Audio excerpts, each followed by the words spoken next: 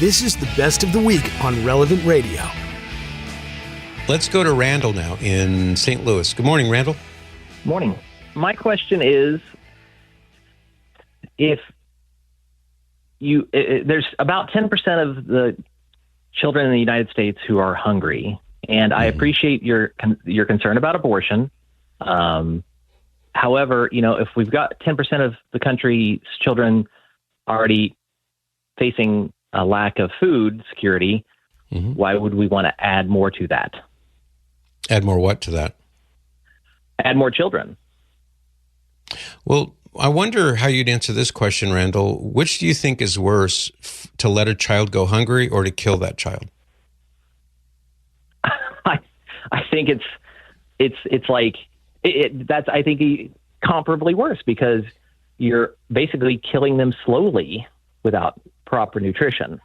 So you're saying, I want to make sure I've got you on record here. You're saying that it would be better to kill that child than to, for whatever reason, allow that child to go hungry.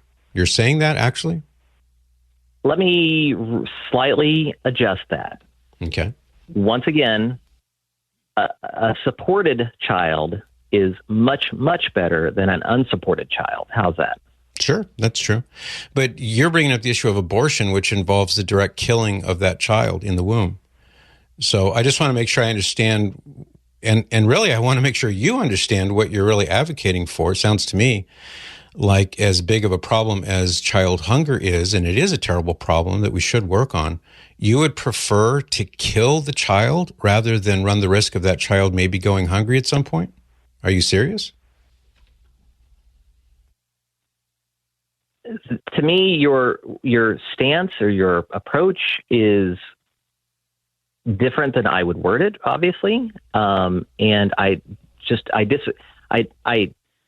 it's to me a very important decision to bring a child into the world. Yes. Yeah, I agree. I've got a couple of kids myself.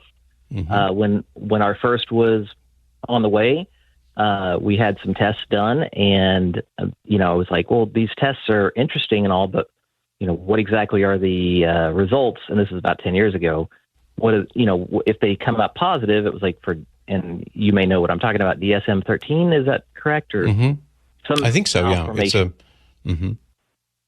And I posed to the nurse, if this is positive, what then? And there was a lack of silence, or a lack of response, basically, of what to do then next.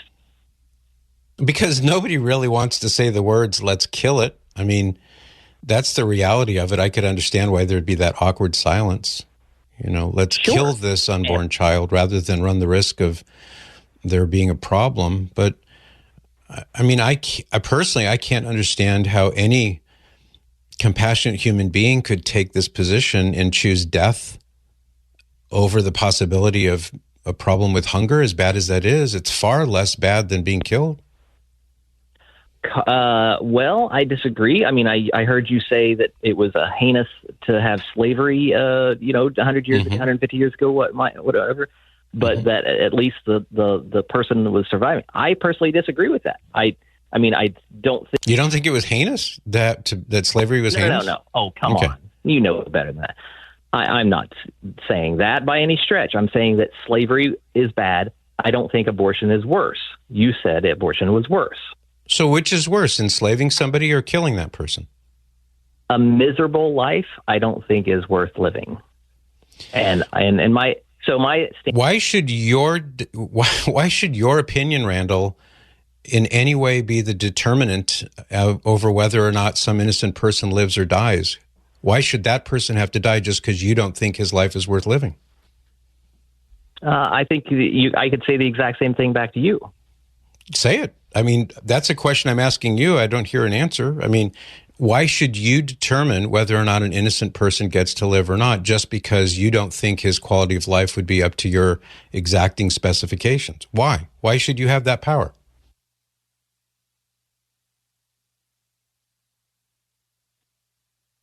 I don't know that I'm saying that per se. I haven't really thought of it in that way. I'll say that much. I'll grant you that much. Okay. I also, what my intent for all creatures, I guess, is that I think we should have the ability to have a solid life, a good life, a positive life, a life worth living, etc. Mm-hmm. If you aren't starting out with that basic need of decent food or a sufficient amount of food, if you're not starting out with that base level of security and from like getting whipped, then I think you would be in the minority of folks who are in that category. And I believe that's kind of what panned out in Ohio, et cetera. Oh, fair enough. And I just wanted you to say it in your own words, but I can't go along with this notion that because it's possible that somebody might have hunger or some other debilitating problem, that therefore the solution to that is to kill that person, which is what you're advocating. I mean, that's what you're advocating. I would counter advocate that we need to absolutely solve the problem of hunger first. Then you can worry more about the abortion problem. Well, if you've killed the unborn child, he's never going to eat anything, ever. But we're bringing children into the world that have insufficient amounts of sustainment to thrive. So we should kill them instead of running the risk that they might be hungry at some point? You're actually saying that? Do you actually believe that killing an innocent person is better than running the risk that he or she might go hungry at some point? You're actually saying that? They are hungry. No. They are hungry is what I'm telling you. Well, no, they're not hungry yet because they're in the womb. They haven't been born yet. No. We're talking about abortion here.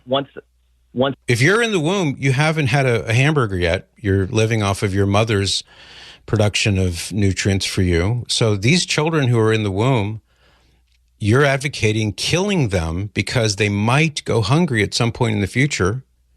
And you're saying that killing them is better than running the risk that they might go hungry. And by the way, your own figure, you're saying 10%. So what about the other 90% of the kids who probably are never going to go hungry? Should we kill them too? No. And how do you know? Of course not. And how do you know which kid is going to go hungry?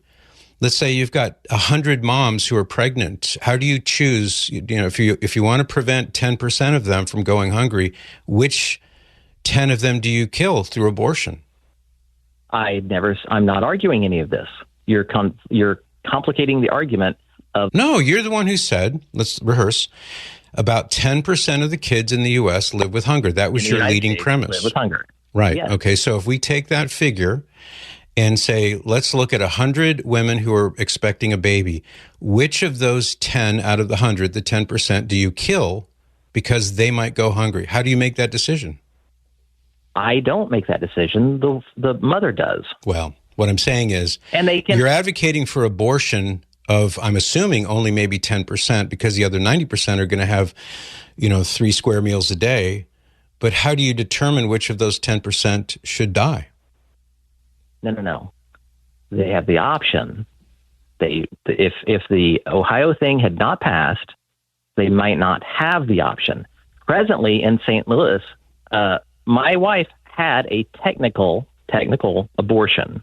It was post our first daughter's birth. Technically, she had an abortion. Yeah, but abortion that we're talking about is the intentional killing of the unborn life. It sounds to me like what you're talking about is a miscarriage, which in some cases is classified as an abortion, but it's a different kind of thing when somebody intentionally kills that unborn child. Okay, I can agree with that, and I can appreciate that viewpoint. I really can. The problem is the lack of option, and again, I'm not telling any Catholic to go out and get an abortion, nor any non-Catholic for that matter. What I am saying is without that option, you're risking the lives of other women. Well, now you're shifting the ground of the discussion. Now you're talking about the lives of other women. You led with the premise that it's a hunger issue for 10% of the kids. Randall, I am really glad you called. I hope you will call me back. But your words speak for themselves. What you're advocating is to kill an innocent person rather than run the risk that he might go hungry at some point. He also might not go hungry. And why should you decide that he must die because maybe there's a chance that he might go hungry? Let's talk again, Randall, but thank you for your intervention. I appreciate it. Cyrus, when I was talking to the gentleman, very articulate guy, but he and I are on both, opposite ends of the spectrum when it comes to this issue of abortion. But I couldn't help but think of you, because you've shared before, like when you grew up, it wasn't all roses and sweetness and happiness for you, was it? Yeah, I'm one of the 10% that Randall would have killed. Or he would have been supportive of killing. In favor of killing. I'm sorry, yeah. Randall. I didn't mean to say it like that. So what do you mean by that? Because he was talking about hunger and stuff like that. Do you mind sharing? I don't mind at all. It's the truth. And I never want to shy away from what is real. And so I grew up in extreme poverty, and a single mother, and she was on... You lived in a car for a while. I did live in a car. She was on drugs and partying when I was conceived. Thankfully, she gave that up while she was raising me. But she worked constantly, so I was always alone. And I never knew where the next meal was coming from. And fortunately, I chose really, really good friends along the way. But those first 3-4 years, I definitely would have been someone in that 10% that Randall said maybe they'd be better off if they weren't here. And so I thank God my mom chose life. Yeah. So thank you, And Mom. I mean, you have a wonderful marriage to Melanie. You have my beautiful children. I have a ridiculously blessed life. I work with you. I work at Relevant Radio. I am surrounded by wonderful people, and none of this would have been possible if I had been killed. And you're right about that, and we're so grateful that your mom did choose life. To think in terms of how Randall was framing it about 10% of the kids are going hungry. You did go hungry.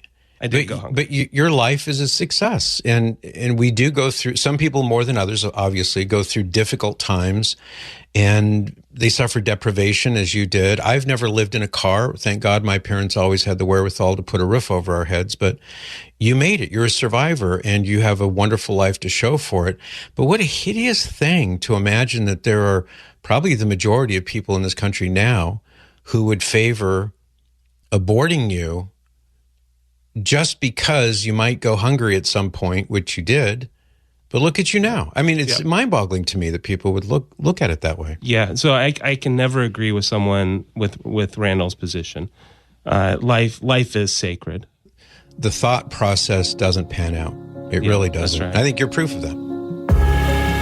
Like what you just heard? Share it with your family and friends. And thanks for listening.